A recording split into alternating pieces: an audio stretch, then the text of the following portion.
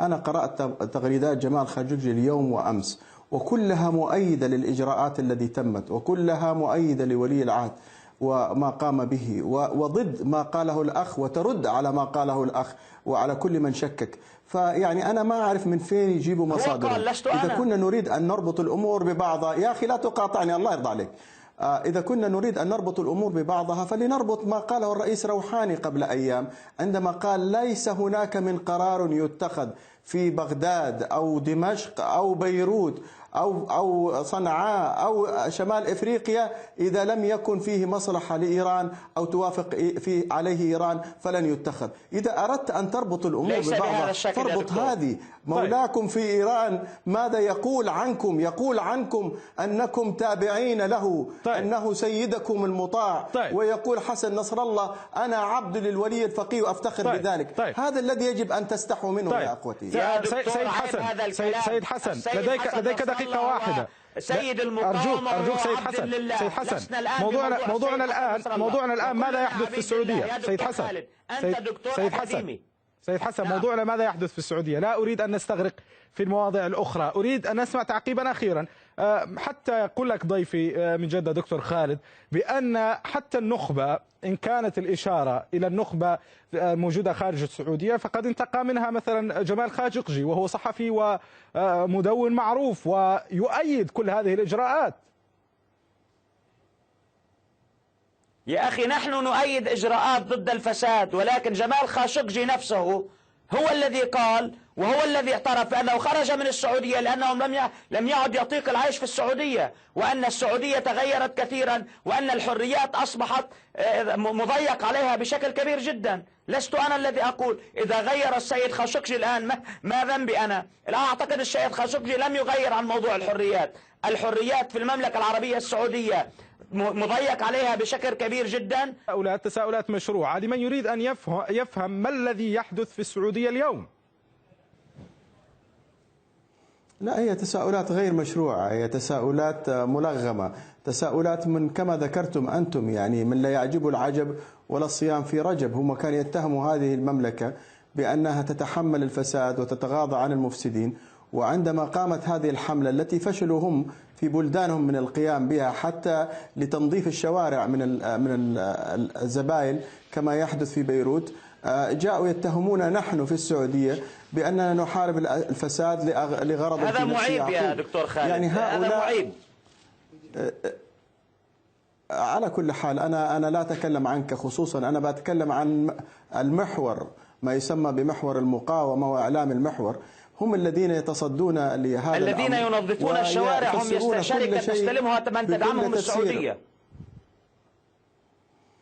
يا أستاذ الكريم لا تقاطعني لو سمحت واحترم نفسك. طيب أعود إلى الكلام حتى يكمل وأعود إليك. تفضل دكتور خالد. وأنت احترم بلدي ودعنا نتكلم بالموضوع. دون الموضوع ليست فيه شخصنا، وكان من الطبيعي رجاء ضيفي الكريمين على فشلكم في حزب الله وغيرها عن تنظيف أكاديمي ومحلل سياسي. دكتور خالد اعذرني فقط قوس نقطة نظام. بيتهم من زجاج لا يرمي الناس بالحجارة. نقطة نظام دكتور خالد، نقطة نظام فقط. نحن هنا نتحدث سياسة ونطرح وجهات نظر، وتعلمون يعني آفاقكما أوسع من قضية بلدي وبلدك. تفضل دكتور خالد. نعم، ما أقوله بأن هذا الأمر لم يحدث في ليلة واحدة. يعني بعد أحداث سيول جدة في 2010 و2013 كانت هناك لجان كبيرة وأنشئت هيئة مكافحة الفساد، وكلفت المحاكم بدراسة الأوضاع الكثير من البلديات والأمانات، وكان هناك مئات الأشخاص الذين قدموا للمحاكمة وحكم على بعضهم وبرأ بعضهم، والذين برؤون الآن محكمة النقض عادتها. القول بأن هؤلاء معارضين للحكومة السعودية يعني مضحك، يدل على جهل هؤلاء، لأن هؤلاء جميعا موظفين في الحكومة السعودية أو مقاولين. قد لا يكونوا معارضين دكتور خالد، ولكنهم أيضا يعني ليسوا راضين عن النهج الذي تنهجه المملكة في هذه المرحلة. لا، الذين يقولون ذلك يقولون أنهم لم يوافقوا على أن ولاية عهد الأمير محمد بن سلمان، مع أنهم بايعوه في التلفزيون وأعلنوا في الصحف وفي الإعلام مبايعتهم وتأييدهم بدليل وجودهم في الحكومة نفسها. التي يرأسها الأمير محمد بن سلمان. هذه التكهنات تدل على سوء النوايا، فلو كان هؤلاء صادقين لصفقوا وفرحوا لهذه الإجراءات وتمنوا أن يحدث مثلها في بلدانهم وأحزابهم التي تعج بالفساد ويعترفون بذلك، بدلا من أن يلوم البلد الذي قام بالخطوة الأولى وهو بلاد الحرمين، تطبيقا لقول الرسول صلى الله عليه وسلم في أن عندما راجعوه في قطع يد أحد شريفات قريش بعد أن سرقت، والله وأيم الله لو أن فاطمة بنت محمد سرقت لقطعت يدها. نحن في بلاد الحرمين نطبق شرع الله، والذي يعجبه ذلك فأهلا وسهلا به، والذي لا يعجبه فليشرب من البحر. بحر جدة. سأعود إليك دكتور خالد. سيد حسن، استمعت إلى ما قاله ضيفي، ويعني في هذا الطرح بعض من المنطق، يعني وزراء في الحكومة كيف تقولون بأن هؤلاء يعارضون توجه الدولة وولاية العهد وهم بايعوا ولي العهد وشددوا على ذلك وكرروا، ومنهم وزراء في الحكومة ومستشارون وأمراء من الأسرة الحاكمة؟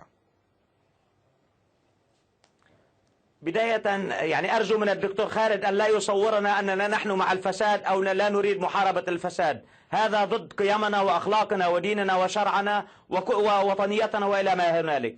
أنا أريد أن أسأل الدكتور خالد سؤال بسيط: هل أن السياسة الاقتصادية التي طبقها الملك سلمان وولي العهد من خلاله، وخصوصا سياسة النفط، السياسة النفطية التي اعتمدتها المملكة العربية السعودية بإغراق الأسواق بالنفط ورفضت تخفيض الإنتاج، وأدى ذلك إلى ضرب الاقتصادات الكثير من الدول سواء من روسيا أو فنزويلا أو إيران أو الجزائر أو غيرها من الدول، وحتى أن هناك بعض الأصوات التي ارتفعت في السعودية أننا نجلد أنفسنا، وقاموا بتغيير بعض الوزراء ووضعوا مكانهم وزراء آخرين يرضون بهذه السياسة، حتى أن الأخبار نقلت أن ولي العهد قال أننا نريد أن ننزل أسعار النفط حتى لو أصبحت 12 دولار للبرميل، مع أن السعودية هي المتضرر الأول، كون أن الولايات المتحدة هي التي تطلب اليوم ذلك. أنا أقول يعني أتحدث بالسياسة أن هناك هذا أكبر مفسدة وأكبر فساد يحدث لبلد يجلد ذاته. هذا نقطة ثانية: المليارات التي تصرف على الأسلحة وشراء الأسلحة. يعني عندما نتصحف أو يعني الكثير من الدراسات تبين أن المملكة العربية السعودية هي أكبر المشترين للأسلحة والتي تقدس اليوم أو التي بعضها تمارس الحرب فيها المملكة العربية السعودية. أليست هذه من اقتصاد من المواطن السعودي؟ لديها حرب تفترض عليها شراء هذه الأسلحة.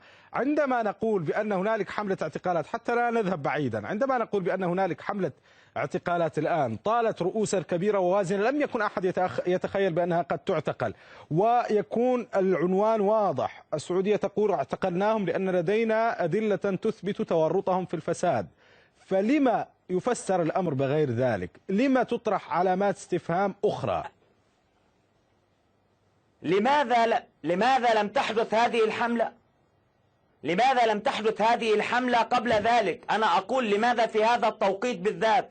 هذا التوقيت بحد ذاته مريب. هذا الذي نطرحه، نقول أن هذا ثم أن هذه الهيئة التي شكلت بعد ساعات قليلة جدا من تشكيل هذه الهيئة تم اعتقال هذا الكم الكبير من الأمراء والوزراء الحاليين والوزراء السابقين، حتى أنني اطلعت على الصلاحيات التي أعطيت لهذه الهيئة. غريب، يعني هي صلاحيات مطلقة حتى أنها تستطيع أن تعلق المشانق لهؤلاء. ثم أليس يعني فقط هؤلاء من الفاسدين؟ لماذا يعني الأمير متعب والأمير الوليد وغيرهم هم من أبناء عمومة ولي العهد، وكانوا حتى الأمس القريب هم وزراء نافذين في هذه الدولة، كيف أننا اكتشفنا اليوم أنهم فاسدون؟ طيب نسمع الإجابة من دكتور خالد. ما يعني أنا أستغرب هذا الطرح. يعني إذا كان هناك من أفسد، من أخذ من مال العام وجاء آن العقاب والحساب، لماذا يحتج الأخ حسن؟ من حدد هذا الآن؟ يعني لماذا الآن؟ هذا سؤال ضيفي من بيروت. لو سمحت اتفقنا على عدم المقاطعة. أنا سألتك، أنا استمعت مدير لكل البرنامج ولست الضيف الآخر، يعني حتى لا تظلمه. سألت لماذا الآن؟ يا سيدي، أنا ذكرت لك بأن القضية تراكمية.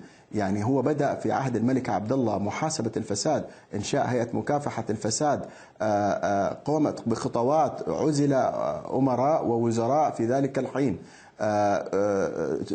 جاءت محاكمات، لكن هذا لم يكن كافيا.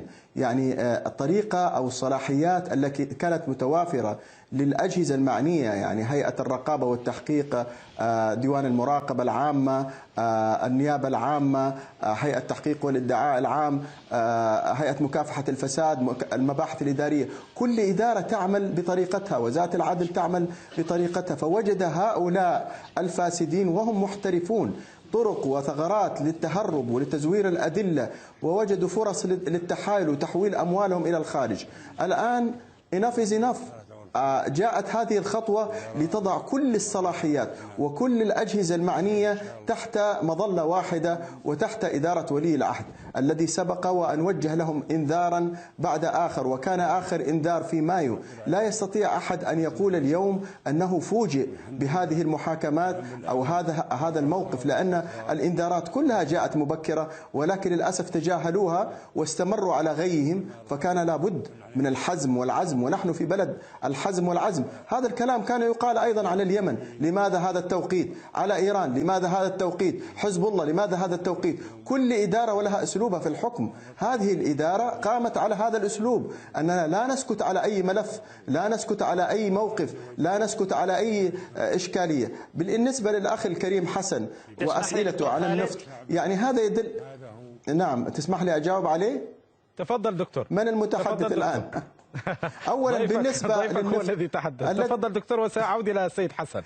طيب، أولا بالنسبة للنفط يا أستاذ حسن، الذي عارض تخفيض النفط هو أصدقائك وأحبائك في إيران وفي العراق، هم الذين عارضوا. وكلما وصلنا إلى اتفاق والتزمت السعودية، وكلما وصلنا إلى اتفاق والتزمت السعودية والدول الأخرى، عارضت إيران وعارضت العراق. طيب دكتور خالد، السعودية ضحت.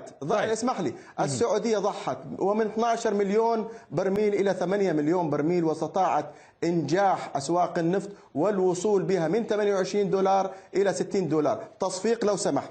بالنسبة للأسلحة، عندما تقوم إيران بتطوير منظومتها للصواريخ العدوانية التي استخدمت البارحة ضد الرياض وضد غيرها، تصفقون لها وتقول أعدوا لهم ما استطعتم من قوة ومن رباط الخيل. عندما تبني القنبلة النووية تقولون هذه لمواجهة إسرائيل وغيرها. عندما تجوع ثلث شعبها، يجوع من أجل هذا الإنفاق العسكري الهائل على الحرس الثوري، على الباسيج، على فيلق القدس، على التدخلات الخارجية، على الجيش، تقول هذا لتحقيق. سأعود إليك دكتور. سأعود إليك سيد دكتور. تقول إهدار للمال العام. سأعود إليك سيد دكتور. يعني هذا هو النفاق يا أخي. يبدو بأن ضيفي من بيروت لم يصفق عندما قلت تصفيق لو سمحتم. سيد حسن، السعودية لم تعد السعودية سابقا، لم تعد السعودية الصامتة أو السعودية التي يعني تقبل بما يمكن أن يملى عليها أو يصدر إليها أو تتفاهم لنقل عليه مع حلفائها الآخرين. ولن تعد السعودية الصامتة كما قال ضيفي قبل قليل أو الساكتة عن حقها أو عن دورها في المنطقة. طيب، بداية أولا أنا أصدقائي، نعم أصدقائي وأحبائي الإيرانيين، وأنا أفتخر بذلك، وأحبائي وأصدقائي الشعب السعودي والشعب العربي في كل أنحاء العالم. هذه مسألة أفتخر بها. النقطة الثانية، يعني يفاجئني الدكتور خالد كيف يقول أنهم نبه هؤلاء أنهم يعني سيعاقبون إذا استمروا في الفساد واستمروا في داخل المملكة العربية السعودية. وأحد الأشخاص وأحد الكتاب السيد خاشقجي خرج من السعودية لأنه قال أنه لم يعد يستطيع أن ينطق بكلمة.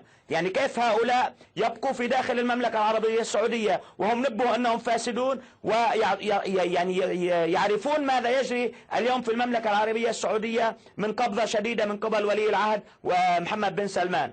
النقطة الثانية، تقول أن هذه الأدلة، يا دكتور كيف أن هذه اللجنة اكتشفت هذه الأدلة من خلال سويعات بسيطة؟ يعني سويعات قليلة جدا قامت بهذه الاعتقالات وهذه الحملة.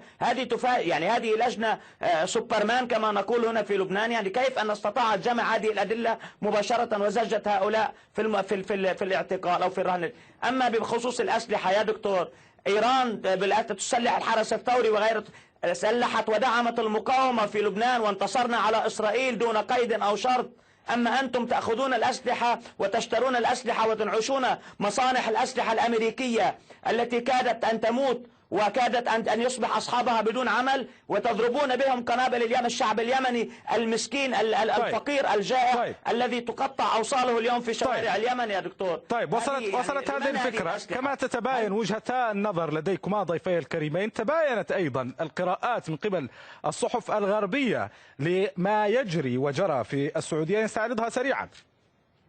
أنا قرأت تغريدات جمال خاشقجي اليوم وأمس، وكلها مؤيدة للإجراءات التي تمت، وكلها مؤيدة لولي العهد وما قام به، وضد ما قاله الأخ، وترد على ما قاله الأخ وعلى كل من شكك. فيعني أنا ما أعرف من فين يجيبوا مصادر. إذا كنا نريد أن نربط الأمور ببعضها، يا أخي لا تقاطعني الله يرضى عليك. إذا كنا نريد أن نربط الأمور ببعضها فلنربط ما قاله الرئيس روحاني قبل أيام عندما قال ليس هناك من قرار يتخذ في بغداد أو دمشق أو بيروت أو صنعاء أو شمال إفريقيا إذا لم يكن فيه مصلحة لإيران أو توافق فيه عليه إيران فلن يتخذ. إذا أردت أن تربط الأمور ببعضها فاربط هذه. مولاكم في إيران ماذا يقول عنكم؟ يقول عنكم أنكم تابعين له، أنه سيدكم المطاع، ويقول حسن نصر الله أنا عبد للولي الفقيه وأفتخر بذلك. هذا الذي يجب أن تستحوا منه يا أخوتي. سيد حسن لديك دقيقة واحدة. سيد المقاومة أرجوك سيد حسن. سيد حسن موضوعنا الآن ماذا يحدث في السعودية؟ سيد حسن سيد حسن موضوعنا ماذا يحدث في السعودية؟ لا أريد أن نستغرق في المواضيع الأخرى، أريد أن نسمع تعقيبا أخيرا. حتى يقول لك ضيفي من جدة دكتور خالد بأن حتى النخبة إن كانت الإشارة إلى النخبة موجودة خارج السعودية فقد انتقى منها مثلا جمال خاشقجي وهو صحفي ومدون معروف ويؤيد كل هذه الإجراءات. يا أخي نحن نؤيد إجراءات ضد الفساد، ولكن جمال خاشقجي نفسه هو الذي قال وهو الذي اعترف بأنه خرج من السعودية لأنهم لم يعد يطيق العيش في السعودية، وأن السعودية تغيرت كثيرا، وأن الحريات أصبحت مضيق عليها بشكل كبير جدا. لست أنا الذي أقول. إذا غير السيد خاشقجي الآن ما ذنبي أنا؟ الآن أعتقد السيد خاشقجي لم يغير عن موضوع الحريات. الحريات في المملكة العربية السعودية مضيق عليها بشكل كبير جدا. تساؤلات مشروعة لمن يريد أن يفهم ما الذي يحدث في السعودية اليوم. سيد دكتور خالد، نحن ننقل من الصحافة كلها بدءا من الصحافة السعودية أولا، وليس انتهاء بالصحافة الروسية والصحافة الغربية. وبالمناسبة حتى في مقدمة البرنامج وما أريده الآن أنقله عن وكالة رويترز، وذكرت ذلك أكثر من مرة. لذلك أسألك عن هذه الأسماء، وهي وردت حتى في وسائل التواصل الاجتماعي من المغردين السعوديين، وردت هذه الأسماء بصورها. هل تعتقد بأنها هذه الأسماء فعلا متورطة في عملية الفساد؟ هذه الأسماء كانت على علم بأنها قد تعتقل؟ مرة أخرى لا أستطيع أن أتكلم عن الأسماء، ولكن أنا أقول أن الأمير محمد بن سلمان قال بوضوح أن لن ينجو صغيرا أو كبيرا، أميرا أو وزيرا، من أي تهمة فساد تثبت عليه. كان ذلك على قناة العربية في مايو مع تركي الدخيل، وقالها في أكثر من مناسبة، والآن ينفذ ما قاله. فالذي يقول أنها ساعات فقط يعني أمر غريب. احنا كنا من أول البرنامج أن من الأحوال دكتور خالد هذه الاعتقالات إلى تعزيز سلطة ولي العهد؟ إذا كانت تقصد بذلك شعبيته في البلد فنعم، شعبيته اليوم عالية جدا، لأنه يحقق ما أرادته الناس. أرادت الناس التطور العلمي، أرادت فتح الأبواب للاستثمار الخارجي، أرادت تقوية الدفاع، أرادت محاربة أعدائها من عملاء إيران العرب وعبيد إيران في المنطقة، وفعل وقطع أذرعها ولا يزال وسوف يقطع المزيد. معيب يا دكتور. إذا كان هذا هو المقصود إذا كنا نحن عملاء إيران هذه معيب يا دكتور. طيب إذا نحن كنا عملاء إيران تقاطعني مرة أخرى يا أستاذ، أنت تأخذ من وقتي يا أستاذ. دكتور خالد سأعود إليك وستكمل وقتك، لكن دعني أسأل هنا سيد حسن. سيد حسن، مثل يعني كما تقولون أنتم في لبنان، خذ لفة في مواقع التواصل الاجتماعي، شاهد ماذا يقول السعوديون. هم ممتنون لهذه الإجراءات، هللوا لها، يعتبرون بأنها إجراءات محاربة فساد طال انتظارها. لماذا تصبحون يعني أكثر سعودة من السعوديين أنفسهم؟